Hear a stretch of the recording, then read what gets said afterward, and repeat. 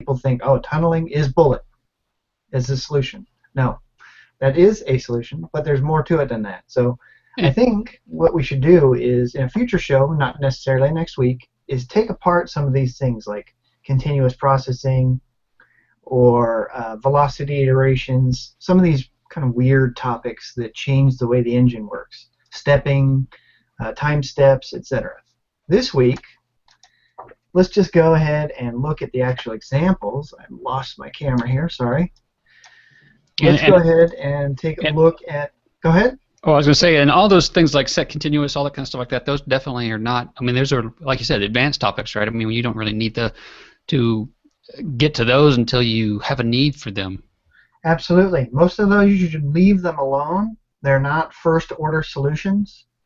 Most of the problems people encounter in physics can be solved in other ways. Once you start tweaking continuous and the number of iterations and the step to time step, you're really messing with the guts, and they have side effects that can be kind of nasty. So I mean, unless you know exactly what you're doing. So I'm not saying don't do it. I'm just saying the first time you run into a problem, that's not the first solution. So Okay. we can come back to it because Yeah. like I said, I want to give it a proper coverage, which means giving it some proper research in advance, so I don't talk out of the side of my mouth, Well, I i.e., see. I don't say something that I don't know 100% that I'm right. Well, I see you've got a sampler up here. So what's that about? All right, so what we got here is the sampler, and this is it's a little bit different from what we had last week. There's a couple more samples in here, and it will continue to grow.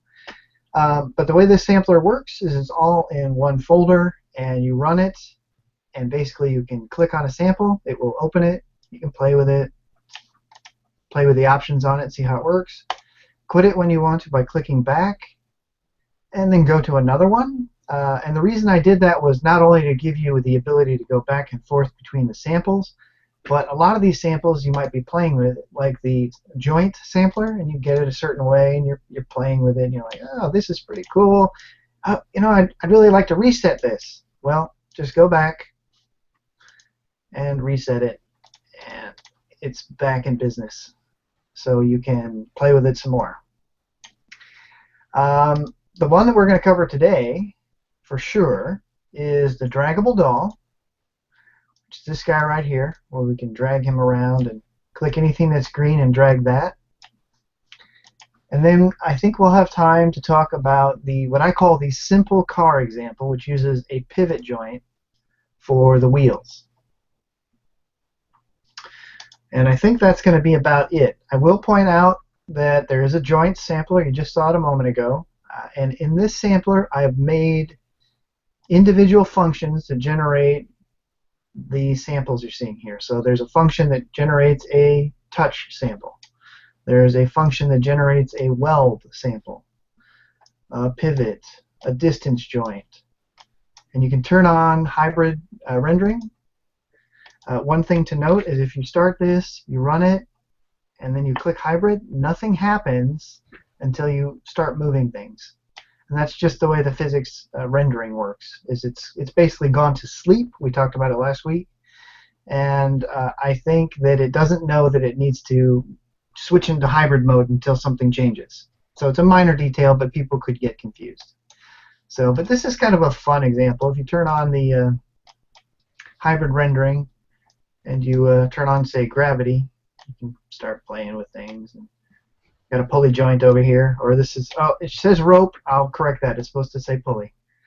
My bad. See, I was just working on this. All right, so back to, I'm going to reload, the draggable doll. So the point of this example was sort of where we started the whole discussion, which is we want to make a ragdoll. Now, for me, what a ragdoll is any kind of object approximating some kind of body, be it a human body or a dog or something with limbs, basically. And the rag part of it is saying to me that the arms and the legs and all the appendages should be attached to a main body, which may have one or more parts. And when the body moves, the appendages move, and vice versa, and they have a nice loose movement, just like a rag doll. In other words, with a rag doll, it's got what you could think of as joints, but they've got no strength other than to keep the body together from pulling apart. And so that's what we're seeing here, is when I turn gravity on and then I grab this thing and I swing him around. It's a little bit hard to see in the video, but basically everything just hangs freely and the joints all turn, and that's all there is to it. Goodbye, George. Sorry, I'm going to take a sip of coffee. So we've named him now. So the question is, reloading, how do we do this? Wrong sample. How do we make this? Last week, we examined the simple pivot joint example. And in that example, I showed you that I have a builder function whose job it is to build an arm or a leg. And in this case, this is the arm builder. And the arm is made up of a rectangle, the white part, and two marker dots. And the marker dots are attached to the rectangle with a weld joint. Stop that. Okay. So, and the reason I have my builder put together that way is not necessarily because it's the best or even the right way to build an arm, but simply as a starting point and to provide some visual feedback. Because what I wanted in this example was I wanted some kind of object to show you where the different positions were. If I didn't put these little dots here, differentiating the forearm from the bicep would be difficult because they're just two shapes that are the same color. So this gives us a nice visual representation. All right, so let me show you where the code lives. So for people who are going to follow along later, you're going to be able to download this project as a zip file, and the link is, we sent it out on the last show, and we'll send it out this time. And when you download it and unzip it, you're going to find yourself in a folder called Physics Fun. And in Physics Fun is your normal main config and build settings. This project uses SSK, so that's included. There's nothing in the scripts folder, and the images folder has got some basic, just placeholder art that I typically put in all my projects in case I need to draw something quickly. And IFC, which is short for interfaces. And each one of these interfaces is a scene file loaded by Composer. And for example, we're looking at one on the left here. And each one contains one of these examples. So for example, simple is in, where is it? Simple.lua. And the one we're going to look at today, draggable doll, is in doll.lua. And then we'll look at car a little bit later. So over here on the left, or now here on the top, I have doll.lua loaded. And this follows my standard format. I won't go too much into it. Basically a placeholder for a copyright, and I titled this wrongly, so let's say doll example. A title for the file. I load the Composer library. I create a scene.